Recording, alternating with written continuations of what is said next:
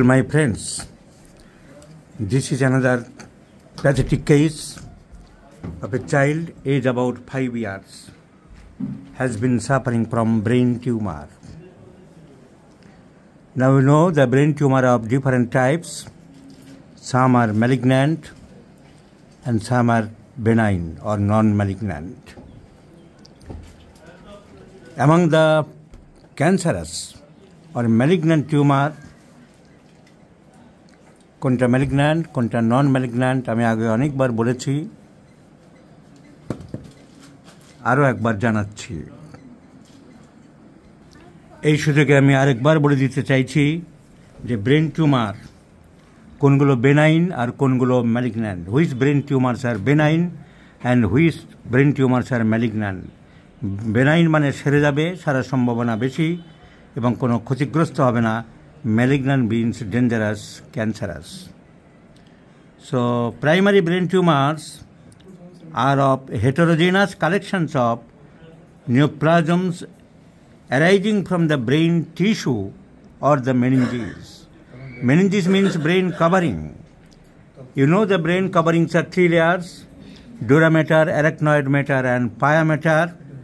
এই meninges by coverings এর মধ্যে হলে that is meningioma, and when it appears within the brain cells directly is known as brain tumor proper.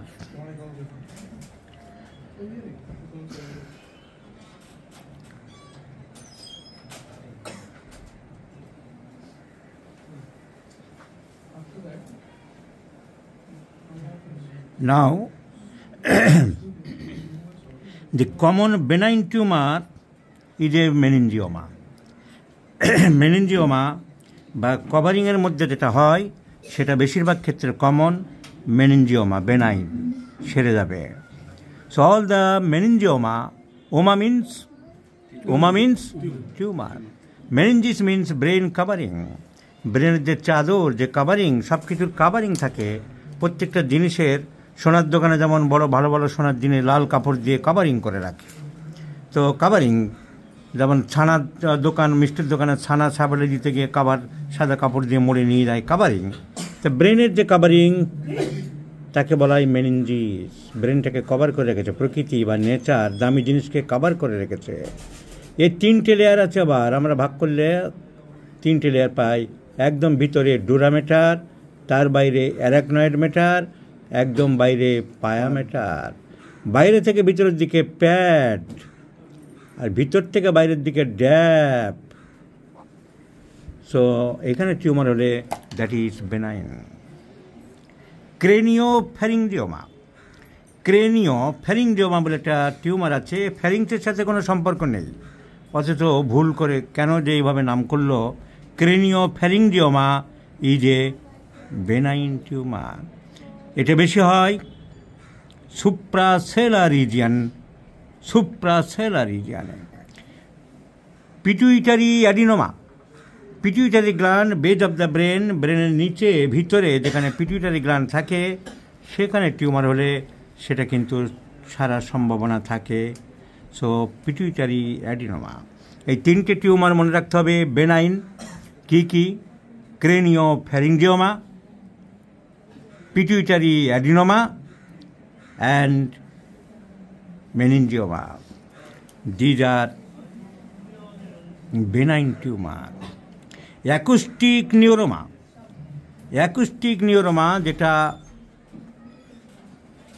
8 number cranial নার্ভের উপরে হয়, auditory নার্ভের উপরে tumour, that is also benign tumour. Acoustic tumour যে কোনো বয়সে হতে পারে, অ্যাডাল্টদের ক্ষেত্রে হতে পারে। পিটুইটারি অ্যাডিনোমা যে কোনো বয়সে হতে পারে, কিন্তু ক্রেনিওফ্যারিঞ্জিওমা বাচ্চাদের ক্ষেত্রে এবং অ্যাডোলেসেন্ট পিরিয়ডে বেশি হয়। এবার বলছি ম্যালিগন্যান্ট টিউমারের কথা। Malignant tumour glioma, all the glioma এর আরেক নাম হচ্ছে অ্যাস্ট্রোসাইটোমা और গ্লিওমা সেরিব্রালের মধ্যে হতে পারে, ব্রেনের সেরিব্রাম পার্ট ছবিতে দেখাচ্ছি। এখানে ভালো এই বড় বইটা দাও। সেরিব্রাল হেমিস্ফিয়ার, এই সেরিব্রামের যে কোনো পার্টে হতে পারে, ব্রেনের যে সেরিব্রাম, যেগুলো গর্তগুলো আছে, গর্ত আছে এরকম কনভলিউটেড, ব্রেনটা কিন্তু কনভলিউটেড। এই গর্তগুলোকে বলা হয় সালকাস, আর উঁচু উঁচু জায়গাগুলোকে বলা হয় কি? জাইরাস। জাইরাস প্লুরালে জাইরাই, আর সালকাসগুলো প্লুরালে সালকাই। আর হচ্ছে ভেন্ট্রিকেল। এই সেরিব্রাল হেমিস্ফিয়ারে হওয়ার সম্ভাবনা বেশি গ্লিওমা, যার ফলে তার কগনিটিভ, কথা বলা, চলা, চিন্তা বলা সব নষ্ট করে দেয়। This is cancerous tumour, glioma. কোথায় হয়? সেরিব্রাল কর্টেক্সের মধ্যে। দুটো সেরিব্রাল কর্টেক্স আছে, দুই দিকে দুটো ভাগ, তো সেরিব্রাল কর্টেক্সে হতে পারে। আর বেজ অফ দ্য ব্রেনে যেখানে পিটুইটারি গ্ল্যান্ড থাকে, সেইখানে যদি হয় সেটা হচ্ছে পিটুইটারি অ্যাডিনোমা। এই সময় আমরা পড়িয়েছি প্রচুর, ভিতরে নিয়ে আগে আমি অ্যানাটমির টিচারই ছিলাম। অ্যানাটমিটা আমার কাছে ডাল ভাত। এই অপটিক কাইজমা, অপটিক নার্ভগুলো বেরোচ্ছে দুই দিক দিয়ে ভাগ হয়ে, ক্রস গুঞ্চিন্ডের মতন, একেবারে অপটিক কাইজমা।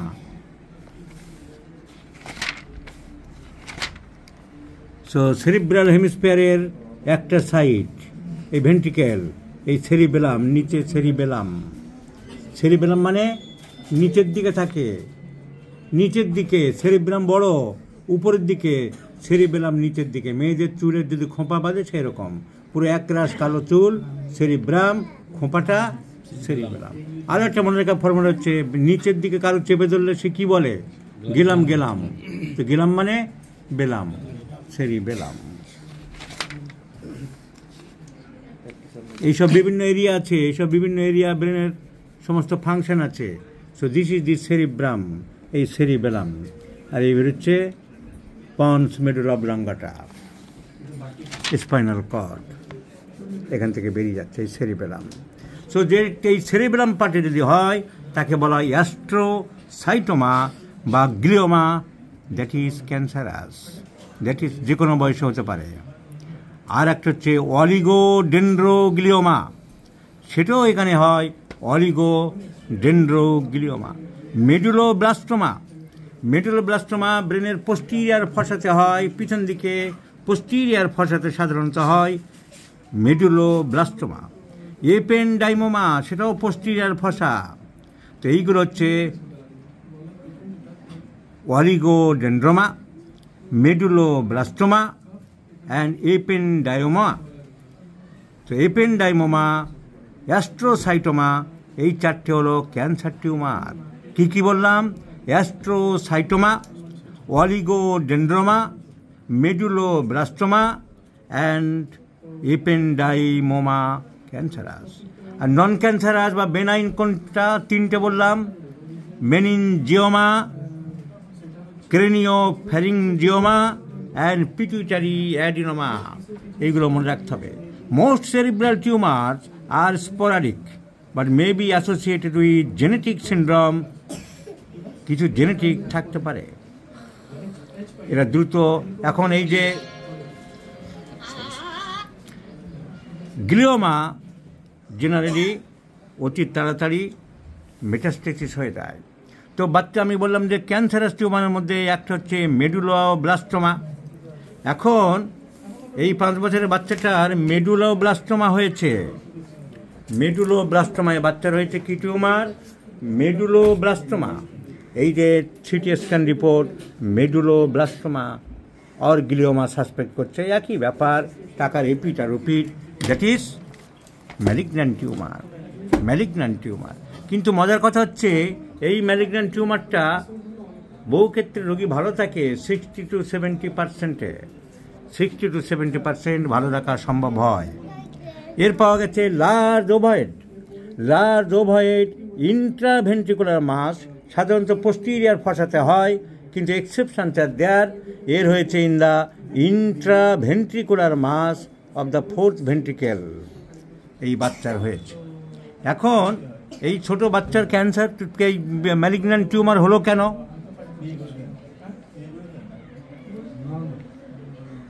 অনেক কারণেই হতে পারে।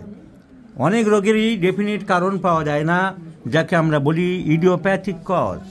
কিন্তু এই ধরনের ব্রেন টিউমার আরও অন্যান্য অনেক জিনিস, অটিজম বা কিডনি ড্যামেজ, এরকম আমরা বহু ক্ষেত্রে দেখেছি বিবাহজনিত কারণে হতে পারে।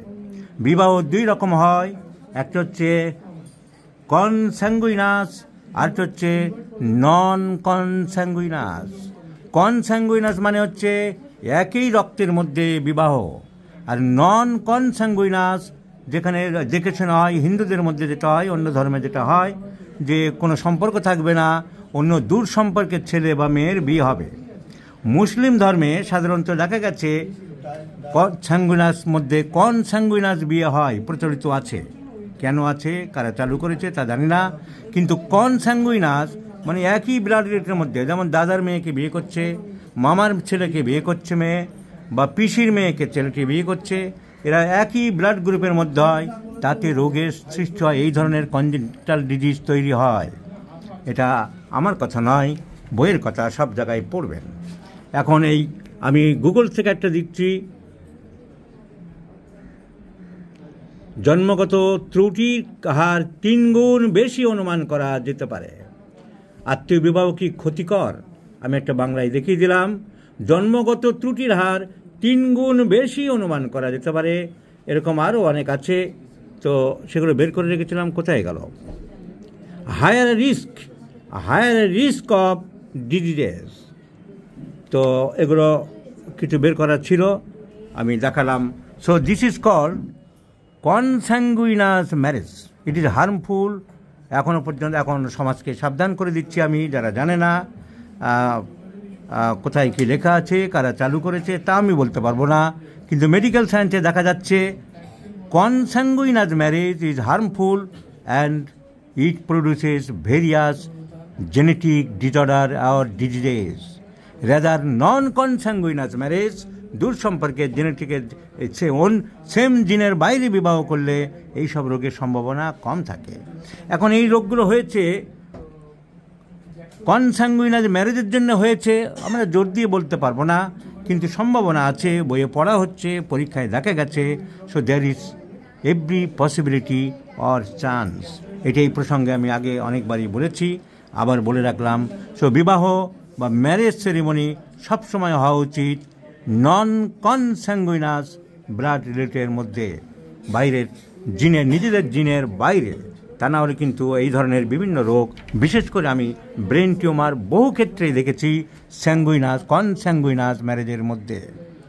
এখন এই বাচ্চার ট্রিটমেন্ট করতে হবে, আমরা কনস্টিটিউশনাল চিন্তা ভাবনা করছি কি ওষুধ দেওয়া যায়। দেখা যাচ্ছে ফিয়ার অফ ডার্কনেস, বাচ্চাটার অন্ধকারের প্রতি একটা ভয় আছে, বজ্রপাতের ভয় আছে। অ্যাভারশন টু মিট, মাংস খেতে পছন্দ করে না, ঘাম বেশি, সর্দি কাশি প্রায় লাগে। সো ফিজিক্যাল মেকআপ অতটা ক্যালকিরিয়া কার্ভের মতো না হলেও আমরা ক্যালকিরিয়া কার্ভ ভাবতে পারি, তার কারণ অন্ধকারের ভয়, ভীত সন্ত্রস্ত বাচ্চার সাথে কথা বললাম, সর্দি কাশির প্রবণতা আছে, ঘাম বেশি, পায়খানা কি রোজ করে? পায়খানা রোজ করে না। So constipation is there, so calcarea carb is the choice of medicine. এর আগে হোমিওপ্যাথি ডাক্তারকে দেখিয়েছিল, যারা বলে অ্যাসিস্ট্যান্ট টু প্রশান্ত ব্যানার্জি লিখে তারা নিজেদের প্রচার করে, কারণ তারা মনে করে প্রশান্ত ব্যানার্জি বলে একজন ব্যানার্জি প্রোটোকল বলে চিকিৎসা আবিষ্কার মানে কি, সেটা আমাদের কাছে বিকৃত আবিষ্কার। হ্যানিম্যানের হোমিওপ্যাথিকে বিকৃত করেছিল, তারা ওষুধ দিত, যখন যা মনে আসতো 7-8টা করে চালিয়ে যেত। দুঃখের ব্যাপার, homeopathic medical association of India আছে, দেশে কোর্ট কাছারি আছে, তাদের বিরুদ্ধে কোনো ব্যবস্থা নেওয়া হয়নি। হ্যানিম্যানের হোমিওপ্যাথিকে অপবিত্র করেছে, কলঙ্কিত করেছে, দূষিত করেছে, টারময়েল তৈরি করেছে। এই তারই চালা একজন ওষুধ দিয়েছে, ক্যাম্ফোর 200, রুটা 6, arnica 3, conium 3। Conium is a very poisonous medicine. It is prepared from the poison of the tree, hemlock tree. সেই গাছের বিষ যা মারাত্মক, তার 6-30-এর নিচে দেওয়া উচিত না। সেই কোনিয়াম 3 15 মিলিমিটার দিয়েছে, দিনে 2-3 বার করে। তো বিষ খাইয়ে দিয়েছে বাচ্চাটাকে। বিষ, ক্রুড 3 মানে কি? বিজ্ঞানে পরীক্ষায় প্রমাণিত হয়েছে 6 পর্যন্ত ক্রুড মেটেরিয়াল বেশি থাকে সেখানে কোনিয়াম 3 বিষ খাইয়ে দিয়েছে। বিষ, এই ডাক্তারকে তোমাদের অবিলম্বে ধরা উচিত যে তুমি এই যে 5 নম্বর ওষুধটা দিয়েছে তো বিষ বিষাক্ত। সক্রেটিসকে বিষ দিয়ে এই বিষ দিয়ে মারা হয়েছিল। আগেকার দিনে যখন ফাঁসির ছিল না, বন্দুক ছিল না, অন্যভাবে মৃত্যু দেওয়া হতো না, অপরাধীদের এই বিষ খাইয়ে মারা হতো। এক বাটি হেমলকের বিষ নিয়ে বলতো পান করো সবার সামনে, এইভাবে মারা হতো।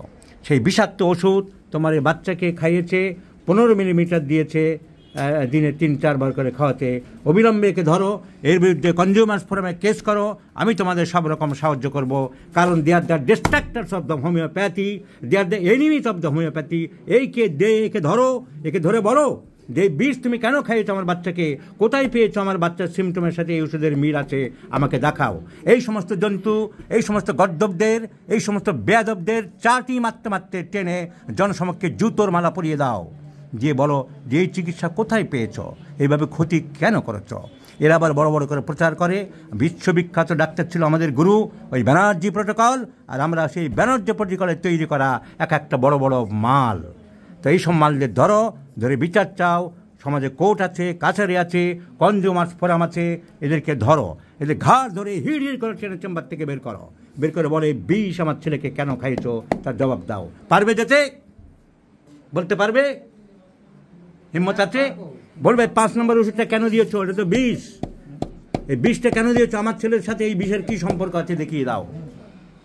So calcarea carb is the choice of medicine my friends. এবং এখনও যারা জানো না, পি ব্যানার্জি মারা গেছে। আমি আগে অনেকবারই বলেছি, ঈশ্বরচন্দ্র বিদ্যাসাগরের ছোট ভাই, তার নাম ছিল কেদারনাথ ব্যানার্জি। তার একটি ছেলে ছিল, তার নাম ছিল পরেশনাথ ব্যানার্জি, পরেশ বন্দ্যোপাধ্যায়। তিনি স্বাধীনতা সংগ্রামী ছিলেন, এখানে ওখানে পালিয়ে বেড়াতো ইংরেজদের অত্যাচারে। তারপর পশ্চিমবঙ্গ এবং বিহারের সীমান্তবর্তী এলাকা মিহিজামে গিয়ে উনি বসবাস করছিলেন পুলিশের চোখে ধুলো দিয়ে। তারপর সেখানে হোমিওপ্যাথি প্র্যাকটিস করতেন। এরকম 2-4টে মিশিয়ে দিয়ে গরিব মানুষের ফ্রিতে উনি চিকিৎসা করতেন, মানুষের উপকার করতেন, চেষ্টা করতেন। উনি ওখানে ওনার খুব নামও হয়েছিল সাধু মানুষ, ভদ্র মানুষ হিসাবে। কিন্তু সেই প্রশান্তবাবুর 3 ছেলের একজনের নাম পরিমল ব্যানার্জি, একজনের নাম প্রণব ব্যানার্জি, আরেকজনের নাম প্রশান্ত ব্যানার্জি। এরা কোনো কলেজে পড়লো না, কলকাতায় সেই মিশ্রপ্যাথির হোমিওপ্যাথি চালু করলো, 10টা 15টা 20টা করে ওষুধ। পরিমল ব্যানার্জি বসলো ভবানীপুরে, প্রণব ব্যানার্জি বসলো হাতিবাগানে, আর প্রশান্ত ব্যানার্জি এলগিন রোডে নেতাজির বাড়ির সামনে চেম্বার করে বসলো। এই 3 জনের মধ্যে এই প্রশান্ত ব্যানার্জি বেশি নামটাম করে নিয়েছিল। সাধারণ মানুষরা জানে না কী করছে না করছে। হোটেলের বিরিয়ানি খাওয়ার জন্য যেমন সবাই ব্যস্ত হয়, খুব সুস্বাদু, তার ভিতরে কী দিচ্ছে, কী ক্ষতিকারক দিচ্ছে, কী মশলা দিচ্ছে তুমি জানো না, তুমি গিয়ে বাড়িতে গল্প করবে ওর বিরিয়ানি খুব ভালো। তো এরাই হোমিওপ্যাথির, এই হোমিওপ্যাথির 5টা 10টা সব রকম ওষুধ মিশিয়ে খিচুড়ি বানাতো, একটা হসপস তৈরি করার চিকিৎসা করেছিল। সাধারণ মানুষ বুঝতো না, ওর মাঝখান থেকে নাম হয়ে গিয়েছিল বড় ডাক্তার। কিন্তু বড় ডাক্তার কিছুই না, ভণ্ড, হিপোক্রেটিক, হোমিওপ্যাথিকে ধ্বংস করেছে, হোমিওপ্যাথিকে নষ্ট করেছে। কিন্তু দুঃখের বিষয় আর আনন্দের বিষয় যাই হোক না কেন, সে পরলোকগত হয়েছেন। তার একটি ছেলে ছিল, সেও মারা গেছে। তার যারা বংশধরা ছিল, দেখছিল ভালো ব্যবসা চলছিল, সেই ব্যবসা চালু করার জন্য সে মারা গেছে সেসব কিছু না জানিয়ে ওই সেন্টার এখনও চালিয়ে যাচ্ছে কিছু ভাড়াটিয়া সৈনিক রেখে। ভাড়াটিয়া সৈনিক মানে যে সমস্ত হোমিওপ্যাথিক কিছু ডাক্তার আছে, পাশ করে কিছু করতে পারছে না, পড়াশোনা করেনি, বোঝেনি, এরকম 8-10টাকে মালকে রেখে দিয়েছে, দিয়ে 1000, 2000, 3000, 4000 টাকা করে বেতন দিচ্ছে।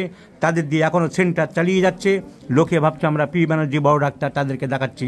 তাই আজ আমি ভিডিওর মাধ্যমে আরেকবার সাধারণ মানুষকে সচেতন করে দিতে চাই, পি ব্যানার্জি বলে যে মানুষটা ছিল, সে চিকিৎসা যাই করতো না কেন, সে কিন্তু মারা গেছে। তার সেন্টারে কিছু ভাড়াটিয়া বা দুনিয়ার ছেলে মেয়েকে দিয়ে চালাচ্ছে তাদের উত্তরাধিকারীগণ। এই ব্যাপারে আপনারা সাবধানে থাকবেন। আর এটা হোমিওপ্যাথিক চিকিৎসা নয়, এটা হোমিওপ্যাথির আদর্শ নয়। সো এই শব্দের থেকে সাবধানে থাকতে হবে। এটা আসল হোমিওপ্যাথির চিকিৎসা নয়, এরা ক্ষতিকর। They are the distractors of the homoeopathy. এই একটা প্রেসক্রিপশনের হাতে দেখালাম, লেখা আছে পরিষ্কার, অ্যাসিস্ট্যান্ট টু প্রশান্ত ব্যানার্জি। এবং কী ওষুধ দিচ্ছে, যারা হোমিওপ্যাথি ডাক্তার তারা দেখুন, সাধারণ মানুষরাও জানুন, 4টে 5টা 10টা ওষুধ দিয়ে যাচ্ছে। যেখানে অ্যালোপ্যাথিক ডাক্তাররা বারবার বলছে তাদের বইয়ে এইরকম 10টা ওষুধ মিশিয়ে দেওয়া যায় না। আর সব থেকে বড় কথা, কোনিয়াম বলে যে বিষ, সেই বিষ খাইয়েছে এই বাচ্চাকে, এই বিষ এভাবে দেওয়া যায় না। It is a great poisonous medicine, hemlock poison. আমি খুলে দেখিয়ে দিচ্ছি এক্ষুনি, একটা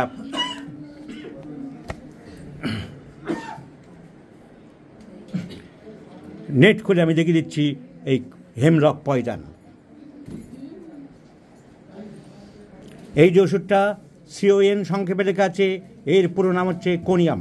আমি গুগল খুললাম সাধারণ মানুষকে দেখানোর জন্য। Conium comes from the ancient Greek, এসব লেখা আছে। এখানে কী লেখা আছে?